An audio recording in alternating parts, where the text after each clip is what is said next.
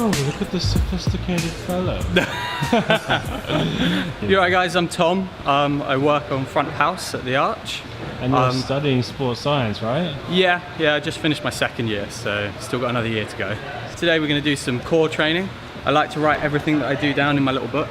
Where is that book from? This book is from a shop in Covent Garden, and it's Gryffindor, because who doesn't love Harry Potter? So we're going to do what I would normally do for a core training session. Normally can fit this into about an hour. I think if you're training your core for more than an hour, you're doing something wrong.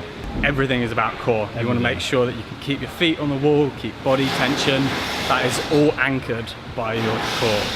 And we're not talking about just abs here, we're talking about your back, down to sort of your hip flexors and up to your chest as well. So what we're going to do first is we're going to go through front levers. Front lever is quite an advanced exercise, but you can definitely like scale it back so you can work up to doing a full front lever. I can't actually pull into it, I have to bring my knees up and push out. At some point I want to be able to do a full front lever, but I'm still working towards it. If you're just starting out, you might want to start off with like 2 and work your way up over a number of weeks. Perfect. Cool, show us that front lever. Let's give it a go.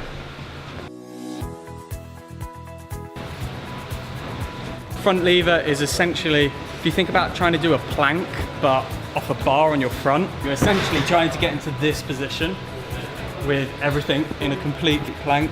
It's really good for your abs, your hip flexors, your legs. Really good for core tension. Oh, that's always hard.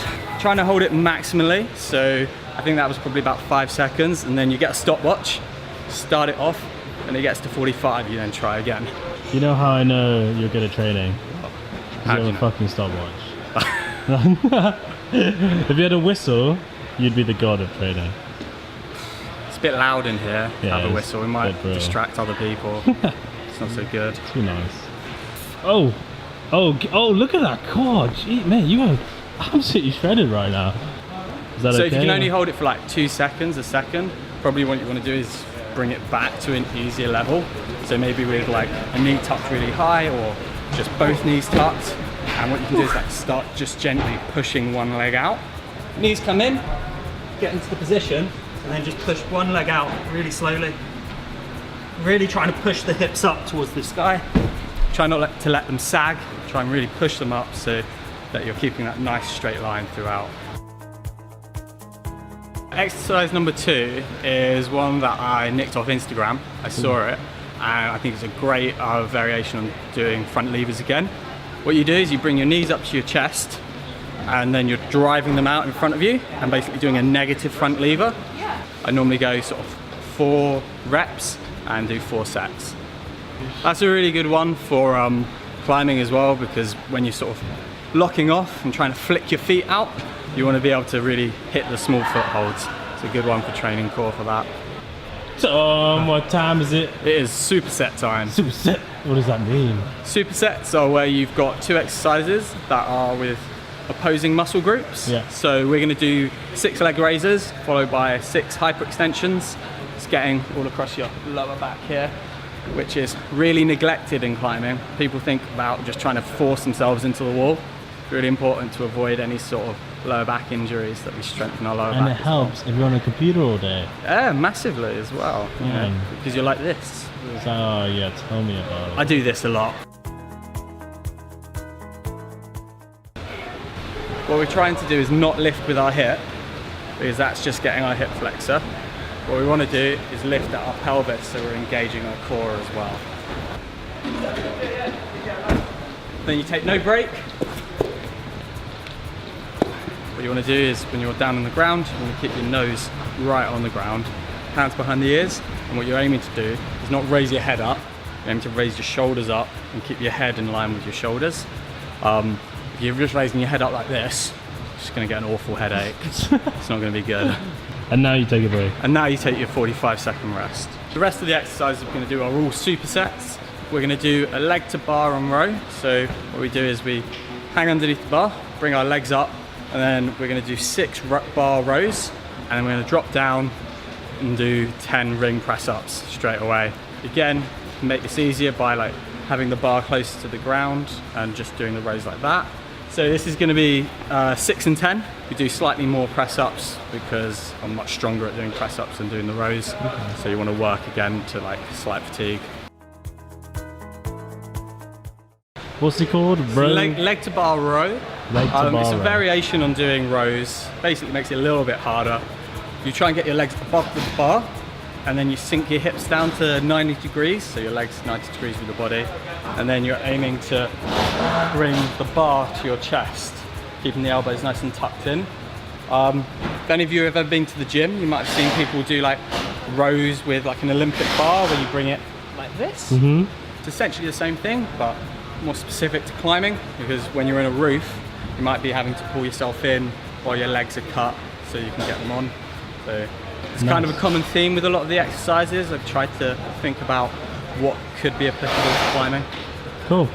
What does the wonderful book of wizardry tell you to do next, young sir? So we're going to do ring rollouts, and then we're going to go into band rotations. Rollouts are like, you've got a wasp on your camera. Go away. Yeah. So the rollouts you can do either on rings, or you could do them with a wheel, or you could do them just on your hands. Bring yourself out, bring yourself back in. And then the band rotations, you just have to have like an anchor point and a TheraBand. Rollout is really good for building core tension and a little bit of shoulder stability.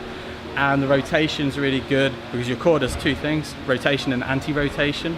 And what we're going to do is work on getting that rotation element. So your ring rolls, you want to make sure you're engaging with your core, so really try and suck your belly in so you're engaging. You're holding on to the rings. I'm going to bring my feet quite close to where the anchor point is up here. And then I'm just going to go out. Hold for like 2 seconds out and bring back to a press up.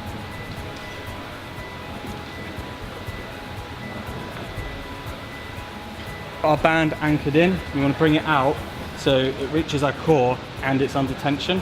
Both hands on, and the shoulders back, we're twisting.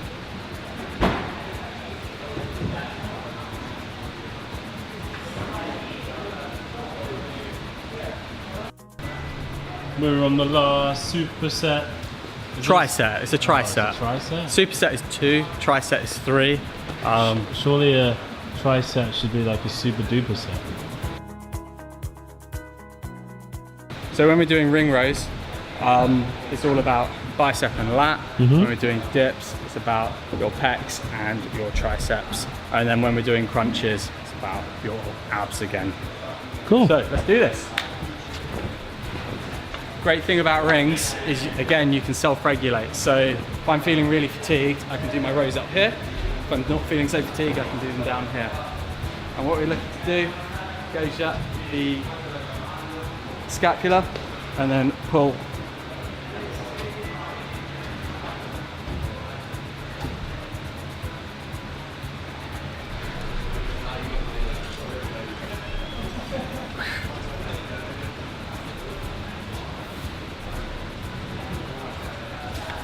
And finally, crunches. And when you're doing crunches, to keep this bit of your back, this lower back, engaged with the ground.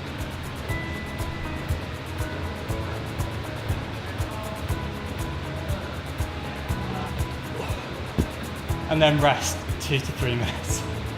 Oh.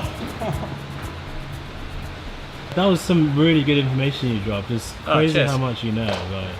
Oh man, I would say I know like a little bit. And like there's loads of information out there, so you guys should go and try and get knowledged up on that.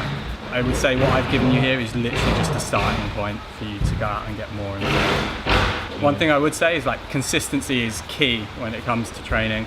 So if you're training like twice a week, if you then drop your training amount to once a week, you might stay where you are, but you're not going to get any stronger. So make sure that you're like doing 1-2 sessions consistently a week, and also keep notes on what you're doing so that then you can go back and be like, oh, so 3 weeks ago I did 2 sets of this, maybe I should ramp it up a bit. That will get your progressive overload in there. So this particular workout I'll do once a week, and then I'll do another one again and then I'll climb like 2-3 times a week, so 5 times in total. Comment below if you want to see more training videos from Tom. He does a bunch of other workouts. Tom's also available for lessons at the Arch, so if you want to be taught by this master, Technique lessons. Technique lessons if you but want. he'll drop some knowledge as well. Cool guys. Cheers, Thanks guys. for watching. Like, subscribe. Bye Tom. Bye.